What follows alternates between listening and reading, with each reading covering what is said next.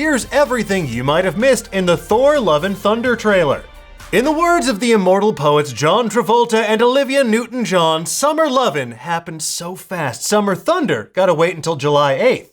Okay, maybe that's not what they said exactly, but who cares, because there's a brand new Thor Love and Thunder trailer, and there's an awful lot to break down. We're gonna get into all the gory details in just a moment, but if you prefer to go into this movie knowing nothing at all about what's next for the Space Viking, now's your chance to leave before you find out too much about this flick. Oh.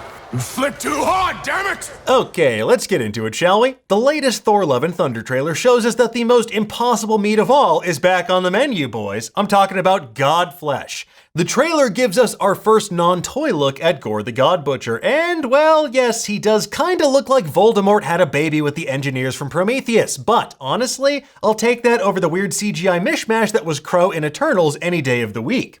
Now, the trailer itself begins with Thor meditating on a mountaintop seeking inner peace as two people approach him. In a cave below Thor's meditation tree, Korg is doing his version of the Tell of Captain Walker from Mad Max Beyond Thunderdome. Now, this is likely the planet Indigar from Thor God of Thunder #1. In this comic, Thor answers a young girl's prayers because they seemingly have no gods of their own to answer them. And when Thor goes to investigate these indolent immortals to find out what's up, he discovers Gorr the God Butcher already murdered the Sky Lords of Indigar. Next up, we see Thor in his Guardians and Ravagers vest and shirt featuring Yggdrasil, the World Tree from Norse mythology. Thor is dressed similarly here to Thunderstrike from the comics. Thunderstrike was the alter ego of Eric Masterson, a New York City architect that proved himself worthy of wielding Mjolnir. Eric at one point merged with Thor to save his life and later became the mace-wielding hero Thunderstrike when the two later separated. Thor is protecting this tribe of Indigaran aliens alongside the Guardians of the Galaxy. We see Nebula, Rocket, Groot, and Star-Lord all hunkering down, and later on we see Nebula and Drax unleashing hell on this alien planet as well. Back on their ship, the Benatar, we see Kraglin's with the team, and we know that Mantis is there too from previous trailers. More surprising though is seeing that Korg is hitching a ride as well with the Guardians. As mentioned in our previous breakdown, Thor's missing eye is no longer missing. Maybe this is a cybernetic replacement from Rocket that he found in his prodigious collection of prosthetic limbs and spare parts. Oh, I would have watched that. Ultimately though, it seems like Indigar is where Thor, Korg, and the Guardians part ways. Originally we thought this might be Sakaar, but the presence of those blue-skinned Indigaran aliens indicates this is their planet. They're surrounded by the remains of what Thor destroys with his mighty leap at the end of this trailer. Now, Korg's new outfit comes replete with a golden ram's head belt buckle. Maybe he's the official goat herd of New Asgard, or maybe the valet of Thor's party boat. The luxurious longboat, which boasted a reference to Tom Cruise's cocktail in the previous trailer, is back, pulled once again by Thor's magical goats, Tooth Gnasher and Tooth Grinder. These creatures are straight out of Norse myth, and they first appeared in the comics in 1976's Thor Annual No. 5. The boat is called the Aesir, a reference to the main pantheon of gods in Norse mythology. It flies into New Asgard, which is turned into a certified tourist trap for curious travelers. The city is swarmed with cruise ships and has a luxury golf course on its outskirts. Now, the boat is powered not only by a 2-goat power engine, but Stormbreaker itself, which is capable of summoning the Bifrost. Thor inserts Stormbreaker into a mechanism on the boat, letting it act as a rudder of sorts for this longship turned spaceship. Moving on, during Thor's training montage, he rocks a bootleg Strongest Avenger hat and uses massive chains like battle ropes. Upon further review, I'm inclined to believe the prevailing theory making the rounds that the massive skeleton here could be a Watcher's corpse. The giant creature was clearly imprisoned and seemingly tortured in a manner similar to how Gorr tortured gods in the comics. So maybe this is evidence of Gorr's god butchery in the distant past. And if it is a Watcher, that might be a potential Original Sin reference. Original Sin was a 2014 storyline revolving around the murder of Uatu the Watcher. It culminated with Thor being unworthy of wielding Mjolnir and set the stage for Jane Foster to take up the mantle of Mighty Thor moving forward. Now, it's probably just a random creature, but it's a cool potential connection nonetheless. Next, during the battle at New Asgard, Thor fights mysterious black creatures, and these are Gorr's black berserkers. They're partially sentient attack dogs that are spawned from his weapon, All Black the Necrosword. In the comics, Gorr leaves these attack dogs behind wherever he kills a god as a way to mess with Thor. Now, during the battle, a reformed version of Mjolnir floats towards Thor. It looks reassembled through a lightning-infused version of the Japanese art of kintsugi, where pottery is repaired using lacquer mixed with gold. Mjolnir was previously destroyed by Hela in Thor Ragnarok, and rumors about this movie suggest that Mjolnir's pieces are preserved in a museum somewhere in New Asgard. and we might glimpse that museum later on in the trailer. Unfortunately for the Odin son, though, he isn't the worthy one here. Rather, it's his ex-girlfriend, Jane Foster. She's the brand new mighty Thor in town. Oh, spoke too soon. Now, during these two stitched together scenes, we see Jane in her full mighty Thor regalia and Thor wearing his battle armor.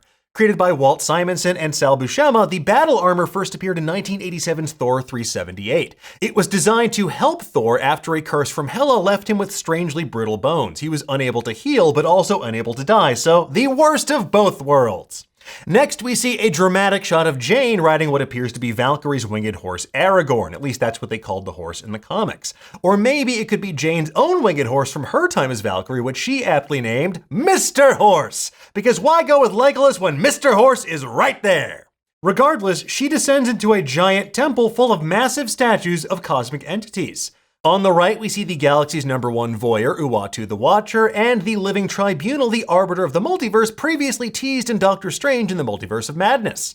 On the left is Mistress Death, the cosmic embodiment of death itself in the Marvel Universe, and Thanos' #1 crush.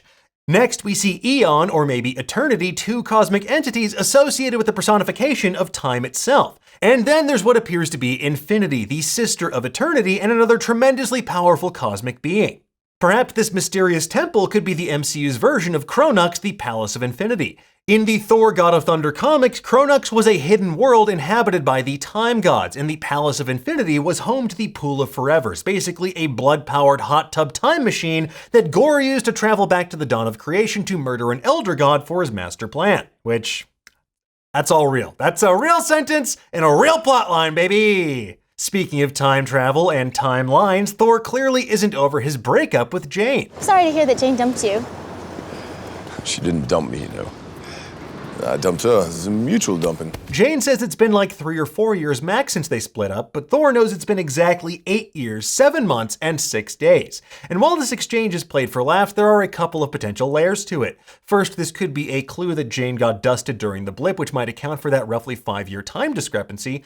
Also, when Thor Love and Thunder comes out, it will have been exactly 8 years and 8 months since Thor the Dark World, Jane's last major canonical appearance, hit theaters. Mostly though, like Thor says later, it's that you never forget your first, and that's something that Valkyrie gives him grief about as they walk through the streets of Olympus, or potentially Omnipotent City, an extra-dimensional nexus for gods from the Thor comics. Unfortunately, our heroes don't exactly walk in, rather they crash land through a window into the middle of this massive arena presided over by Zeus. Now this could either be Olympus or maybe the Council of Godheads. The chairs that Jane and Valkyrie sit in match what we see them sitting in that recent picture of them alongside Bast, the Panther goddess of Wakanda. Now if Gorr's going around murdering gods all william-nilliam, then it might make sense why all of these gods would call a meeting of the different pantheons like they did back in Thor 300. For more on that though, make sure you check out our recent video, which I will link to in the description below. Now, at one point, we see Thor being held captive by Russell Crowe's Zeus, restrained by a pair of lightning chains. And when Zeus accidentally flicks too hard and reveals Thor of Asgard, we see that Thor has a full back tattoo of Loki's helmet. And while everyone faints from gazing upon Thor's helmet and where the sun doesn't shine, at least the sun is always shining on his back. And his Odin buns. Asgard. Eventually though, Jane, Valkyrie, and Thor join forces to beat Zeus's hoplites into a pulp. Thor even uses those self-same lightning chains as a pair of whips. Much more impressive though is how Jane's able to send out the shards of Mjolnir as projectile weapons before reforming the hammer in her hand. Now, last but not least, let's talk about the pale elephant in the room, Gorr the God Butcher, as played by Christian Bale. The trailer slowly introduces us to this villain hell-bent on murdering every god in the multiverse, and this dude looks almost as gooey as Christian Bale did in that one scene in Batman Begins. We also see what appears to be a Jawa sandcrawler, I know it's not, on an asteroid in front of a moon in the middle of a dark nebula. There's even what looks like a symbiote's face at the top here, which is fitting given the origins of Gorr's weapon. For those who don't know, All Black the Necrosword is Gorr's weapon of choice, and it's the first symbiote in the Marvel Universe. It was created from the energy of a celestial murdered by the dark god Null. And that moon, seemingly where those black and white finale battles take place, could be the Black World of Gorr. In the comics, this is the remote world at the edge of the cosmos where he used enslaved gods to build something called the God Bomb, which is exactly what it sounds like. a bomb for gods. But Gorr isn't above killing gods with his bare hands, as we see with the corpse of Falagar, that massive beast god, in a picture-perfect recreation of a panel from Thor God of Thunder #3. And sorry to say, but Gorr almost definitely turned Zeus from horny goose animorph into a pile of loose meat. During one scene, we see Valkyrie using Zeus's lightning bolts to fight Gorr on his weird grayscale planet, and I don't think he just loaned them to her for like a couple weeks. Although, considering the massive waves of electricity that Gorr seems to drive into the ground of this world, maybe he needed Zeus or Thor's godlike energy for his own purposes. One thing we do know is for certain, we're in for one hell of a finale when Thor, Jane, and Valkyrie throw down with Gorr the God Butcher on his own turf. The moon level from the end of Super Mario Odyssey! That's what it looks like. Anyway, folks, there you have it. That is everything we spotted in the Thor Love and Thunder trailer. But first, folks, tell us, what did you think of this trailer? Did you spot anything that we missed? Yeah, right. Let us know in the comments below, and for the latest and greatest in the world of pop culture, make sure you stay tuned to Nerdist.com.